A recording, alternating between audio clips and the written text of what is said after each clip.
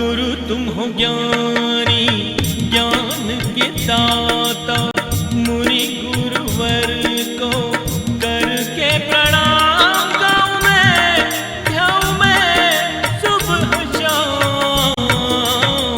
पुलक सागर एक नाम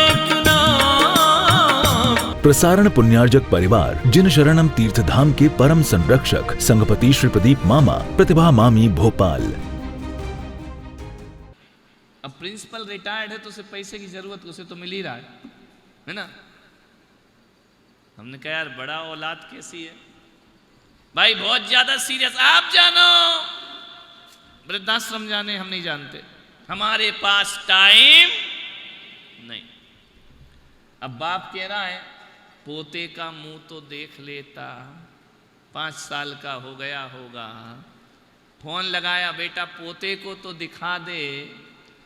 बेटे ने कहा पिताजी अभी बहुत बिजी हूं, मैं नहीं आ सकता हूं। कौन है ये? अपने। जब उनके कैंसर हो गया, उनको खून की उल्टियां होने लगी। अब उल्टी तो कोई साफ करता नहीं, कैंसर सुन के और साफ नहीं करता, कोई उनको पूछने वाला नहीं। जब एक दिन बैठे थे, पूछा कि दादाजी एक जो लड़का है तुम्हारी 24 घंटे सेवा करता है, नौकर।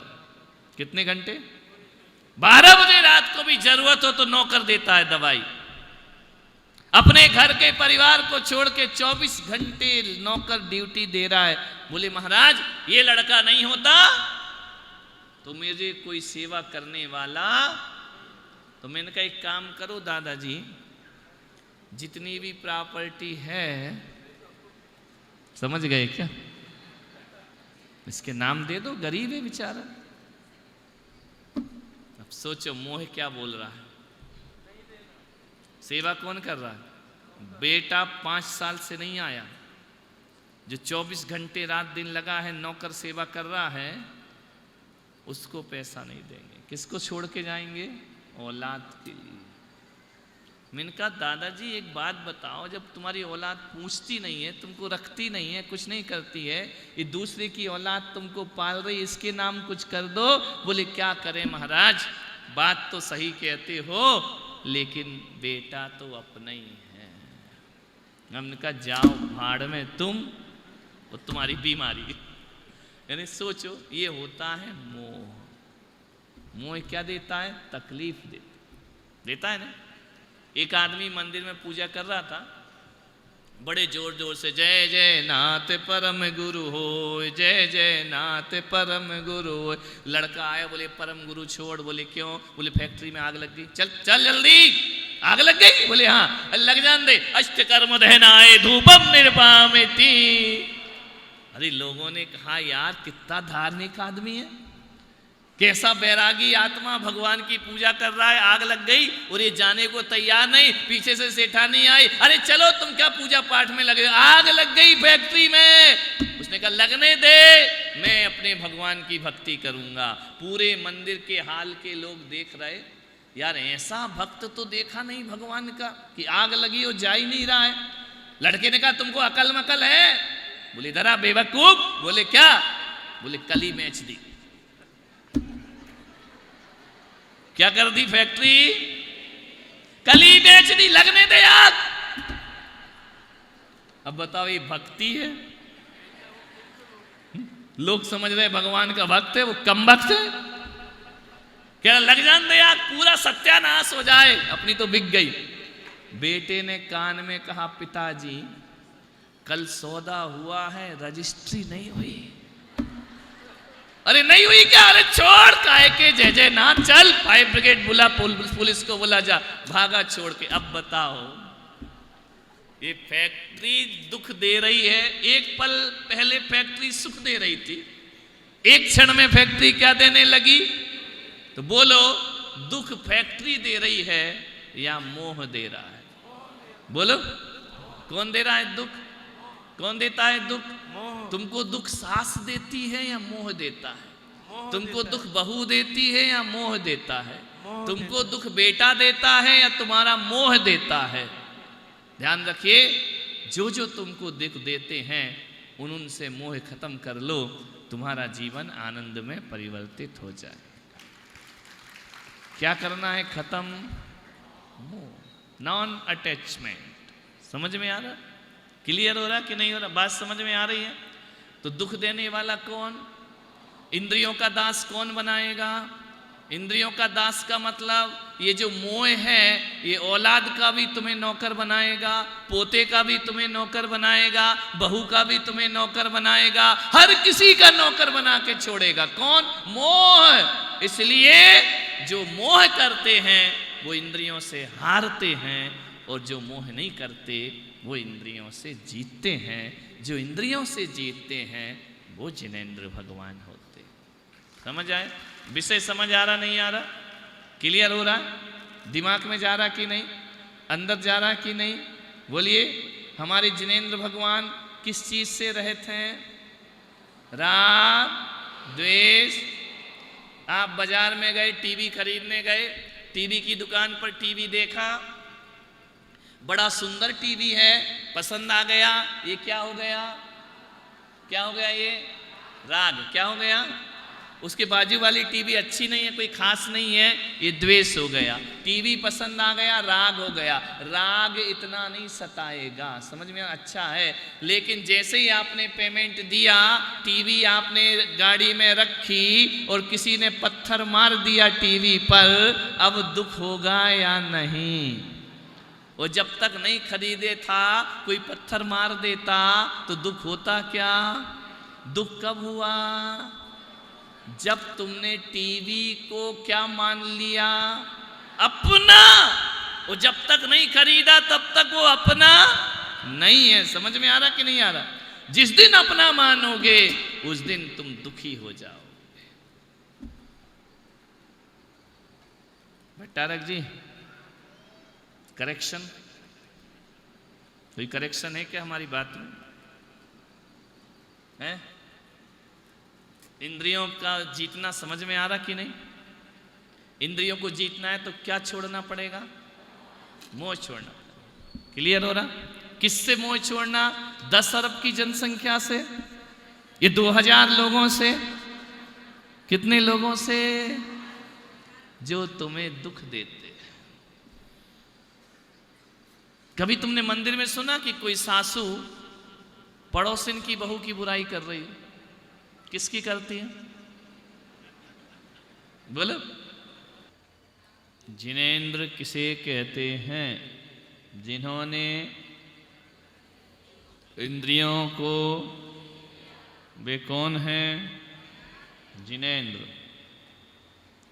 जिनेंद्र कौन कौन से हैं?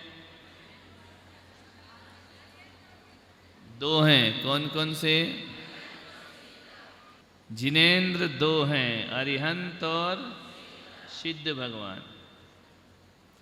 अरिहंत भगवान कितने हैं? बोलो।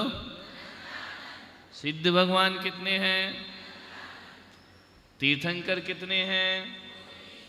अनंतानंत। वो तो एक काल में 24 हैं। ऐसी कितनी 24? भूत भविष्यत वर्तमान की 30-24 में अध्याय। भूतकाल में कितनी 24 हो चुकी है? अनंत। समझ आ रहा? तो अनंत का अर्थ क्या होता है?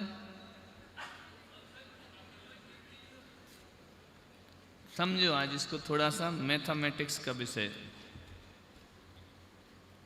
3 संख्या अपने यहां आती हैं, 4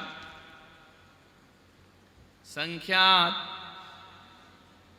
दूसरी असंख्यात, तीसरी अनंत, चौथी अनंतानंत। सुरेश जी कोठारी बताएंगे चारों में अंतर क्या है। इसी स्कूल में पढ़े ना तुम? चारों में अंतर क्या है? संख्यात किसे कहते हैं? असंख्यात किसे कहते हैं? अनंत किसे कहते हैं? और अनंतानंत किसे कहते हैं? बताओ, तुम्हारे यहाँ टीचर बहुत है, हर घर में एक आध मास्टर मौजूद है। बताइए, इस स्कूल के सबसे इंटेलिजेंट स्टूडेंट रहे सुरेश जी कोठारी। अब वो बता रहे हैं। संख्या में गुरुदेव, जो संख्या में अपन गिन सकते हैं, राइट। असंख्यात, जो असंख्यात हैं, जो गिन नहीं पा रहे हैं, अनंत, जिसकी कोई सीमा ही नहीं, अनंतानंत, अनंतानंत, उसको न भूतो न भविष्य में कभी गिन सकते हैं, उसको अनंत अनंत वो अनंत को गिन सकते हैं। नहीं। तो फिर दोनों में क्या अंतर? अनंत लाख ज्यादा से ज्यादा। समझ गए तुम कैसे स्टूडेंट थे। नमस्ते। ज्यादा से ज्यादा ये क्या है? और कौन बताएगा? संख्यात, ये शब्द सुने हैं या नहीं? एक इंद्रिय जीव, असंख्येजा, संख्येजा, असंख्यात और संख्यात है। क्या मतलब इसका? पंडित जी बताओ। पंडित जी को तो मालूम होना चाहिए। संख्यात क्या, असंख्यात क्या, अनंत क्या, अनंतानंत क्या? बाबूजी थोड़ा गणित में कमजोरी है। यानी सब इसी स्कूल के स्टूडेंट हैं। सामने वाले में। ठीक है, पूरा लॉट खराब है, क्या कर सकते। और कोई बताओ, किसी को आ रहा है क्या? ये जरूरी है, इसके बिना जैन दर्शन की गिनती समझ में नहीं आएगी। हाँ बताइए।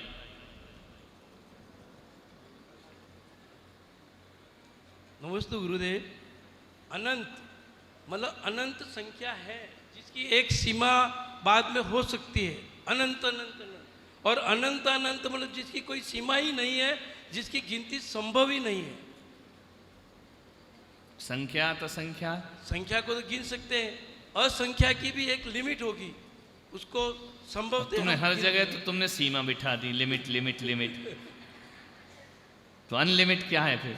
अनंत अनंत जिसकी कोई लिमिट ही नहीं है, तो अनंत जिसका की भी कोई अंत ही नहीं अनंत है। की भी लिमिट है क्या?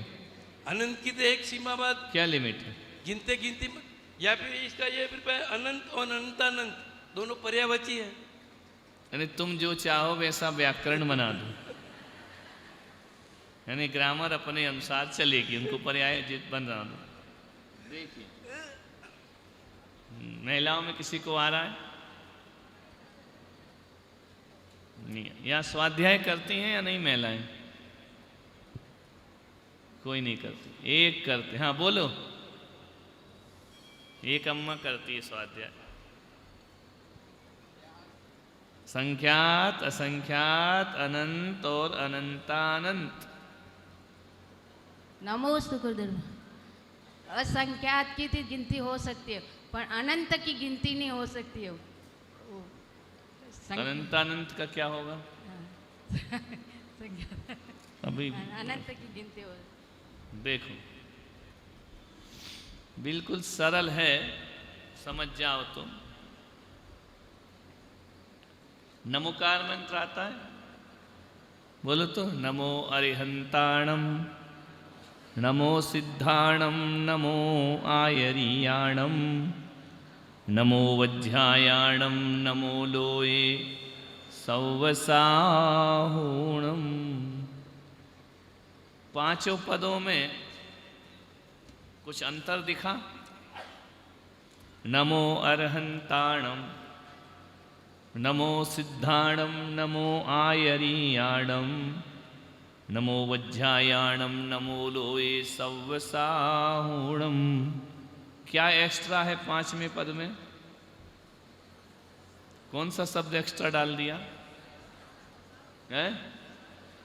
सव्व डाल दिया ना। तो सव्व का अर्थ क्या होता है? इतना तो आता होगा। सव्व यानी सभी साधुओं को नमस्कार। तो सभी का अर्थ क्या होता है?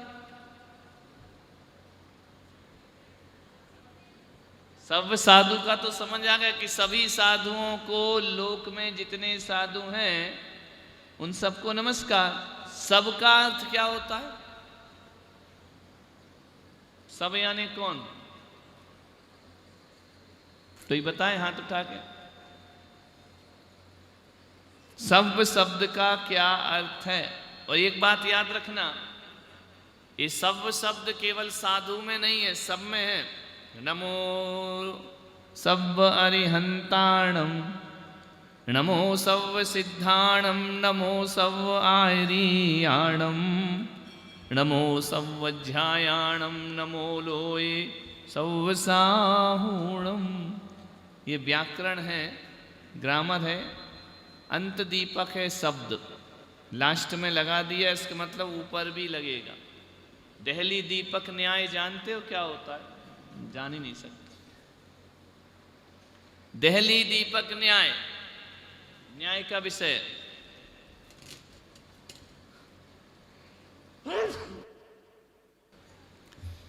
एक मकान ऐसा बना है जिसमें 10 कमरे हैं लाइन से। यदि पहली दहली पर दिया रख दिया तो उसका प्रकाश कहां तक जाता है? यदि लाइन से दरवाजे हैं तो कहां जाएगा? तो पहला दीपक उजाला कहां तक दे रहा है? लास्ट तक। ये होता है दहली दीपक न्याय। यदि लास्ट वाले कमरे में रख दिया वो अंत दीपक, ये आदि दीपक। यदि आखिरी वाले में रख दिया तो उजाला कहां तक आएगा? बाहर तक। इसको क्या बोलते हैं? अंत दीपक। माने कमरे के अंत में रखा हुआ और कमरे के प्रारंभ में रखा हुआ आदि दीपक। समझ पड़ रही है? नहीं? अरे बोलो, चेहरे पे कुछ तो भाव लाओ। ये बिल्कुल ऐसे पुतले की तरह बैठे। पढ़ रही है ना? इधर थोड़े बहुत तो स्कूल गए होगे। प्रसारण पुण्यार्जक परिवार जिन शरणम तीर्थधाम के परम संरक्षक संघपति श्री प्रदीप मामा, प्रतिभा मामी, भोपाल। गुरु तुम हो ज्ञानी, ज्ञान के दाता।